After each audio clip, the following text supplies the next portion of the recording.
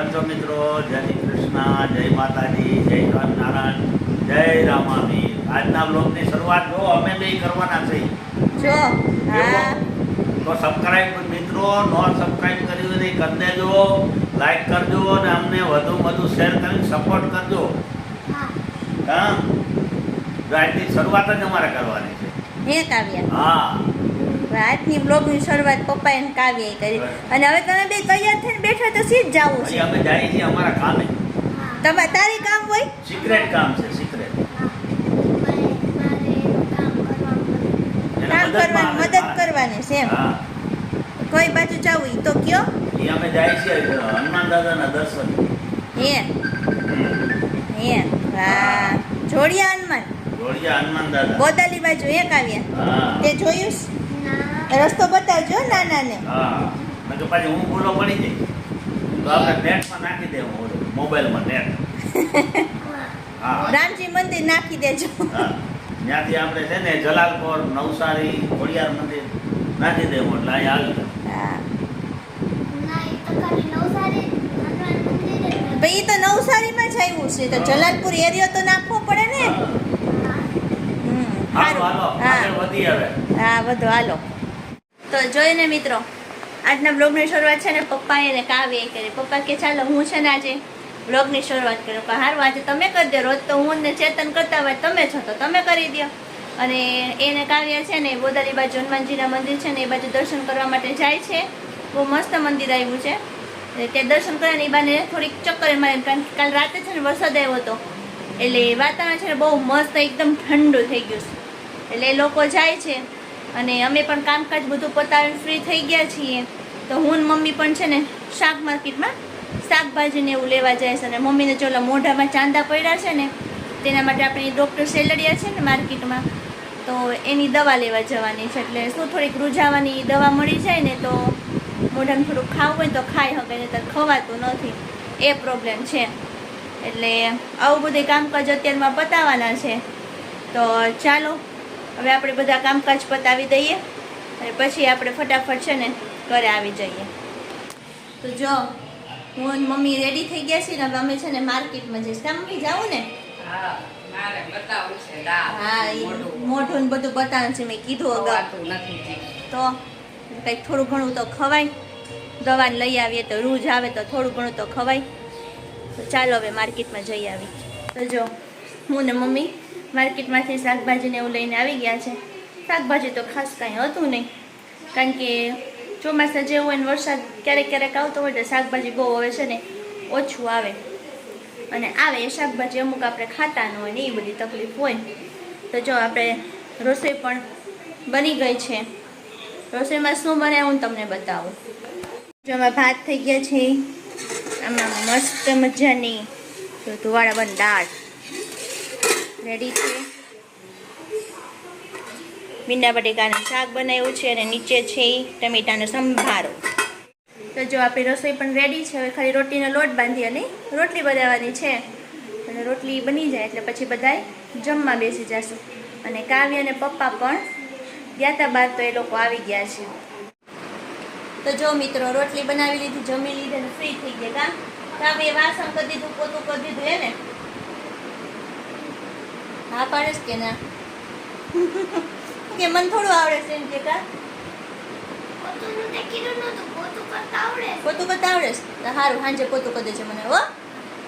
અને આ લોકો મંદિરે દર્શન કરવા ગયા હતા તો કેવું હતું ને હું ને એ તો આપણે પૂછી લઈએ. એ તો પૂછવાનું રહી જ ગયું. કાવ્ય તને?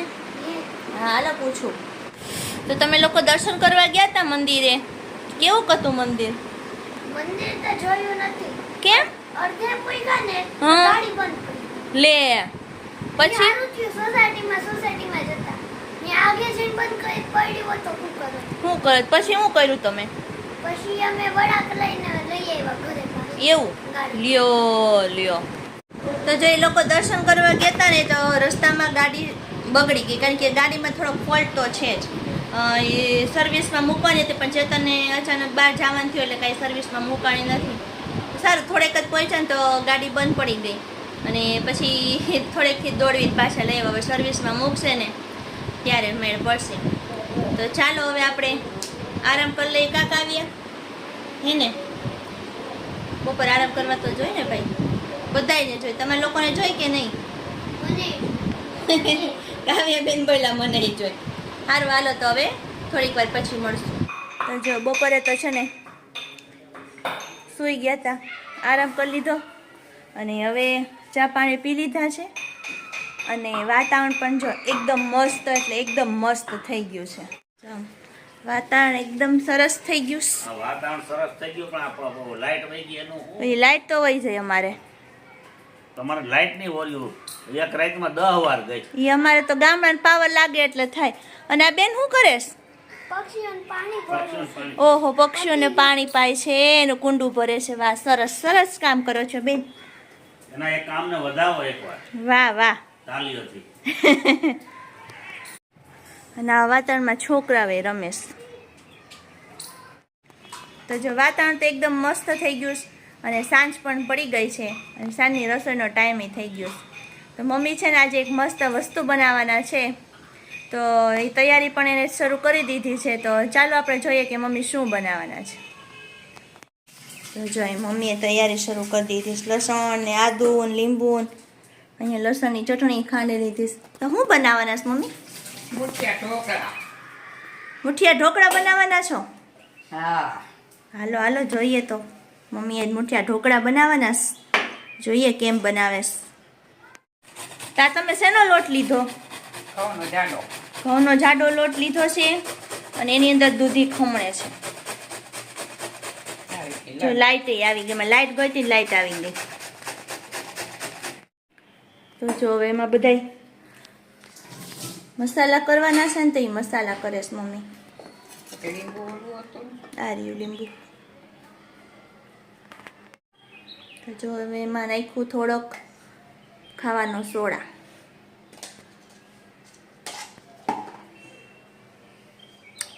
મીઠું,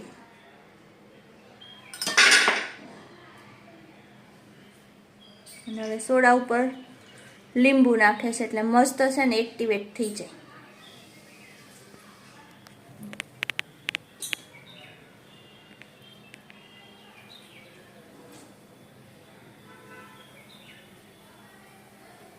તલ લઈ લેજે. હા,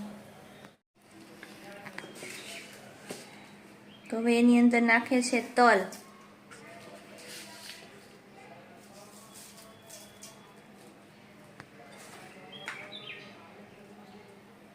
લાલ ચટણી, ધાણા જીરું, હળદર.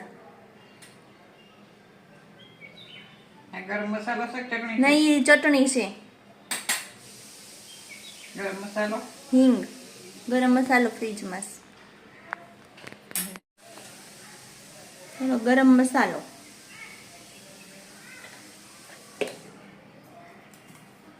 ખાંડ થોડીક, અને ચટણી ખાંડી છે એ ચટણી નાખવાની. અને મેથી આપણે જે લાવ્યા હતા સવારે એ ધોઈને નાખી દીધી છે. અને લસણ ને મરચાંની ચટણી નાખી અને ઢીલો એવો લોટ બાંધવાનો. કેમ? તેલ. તેલ એ ડબ્બામાં છે. તેલ નાખીએ ને તો ઢોકળા પોચા થાય. કા મમ્મી? હા, મોણ તો નાખવું જ પડે. હા, તો મસ્ત ઢોકળા પોચા થાય.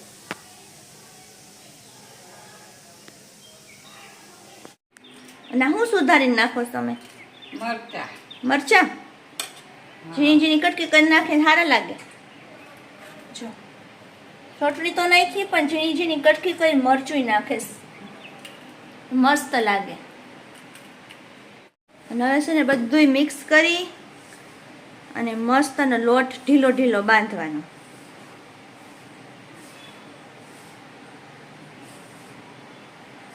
ત્યાં સુધીમાં આપણે છે ને કપાતમાંથી ઢોકળીઓની એ કાઢી લઈએ મુઠિયા બાફવા માટે.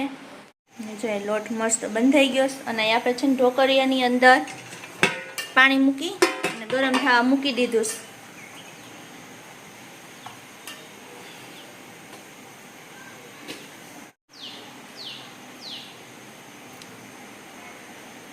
આવી રીતના મુઠિયા વાળી અને આમાં મૂકતું જવાનું.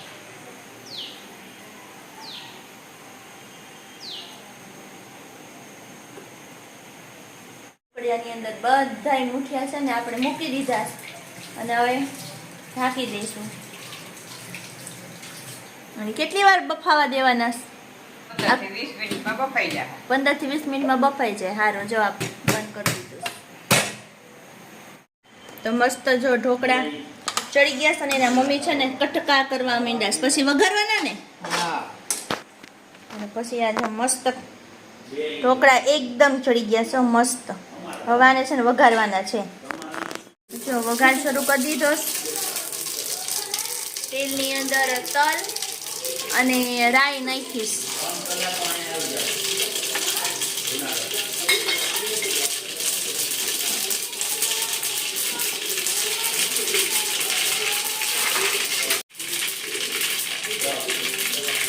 હવે હિંગ અને ઢોકળા નાખીને ઢોકળા હલાવી લેવાના. ઢોકળા થઈ ગયા રેડી.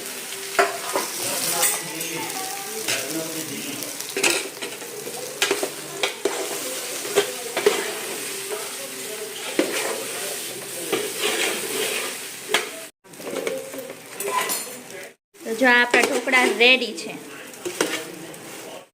આવી જાવ બધાય મસ્ત ગરમા ગરમ મુઠિયા ખાવા માટે. જો મસ્ત મજાના ઢોકળા ખાઈ લીધા અને હવે અમે ફ્રી પણ થઈ ગયા છે. પણ હવે બસ જો બહુ ગરમી છે ને, અત્યારે થોડી ગરમી વધી ગઈ છે એટલે ધાબા ઉપર જઈને બેસું થોડીક વાર. તો ચાલો મિત્રો, આ સાથે આપણે આજનો વિડીયો અહીંયા પૂરો કરી દઈએ. નેક્સ્ટ વિડીયોમાં પાછા મળશું. એ પહેલાં જે કોઈ નવા સબસ્ક્રાઈબર હોય અને અમારી ચેનલ સબસ્ક્રાઈબ ન કરી તો અમારી ચેનલ જરૂરથી સબસ્ક્રાઈબ કરજો. અમારી ચેનલને લાઈક કરજો, શેર કરજો અને કોમેન્ટ કરજો. તો મળશું નેક્સ્ટ વિડીયોમાં. ત્યાં સુધી બધાને જય શ્રી કૃષ્ણ, જય માતાજી.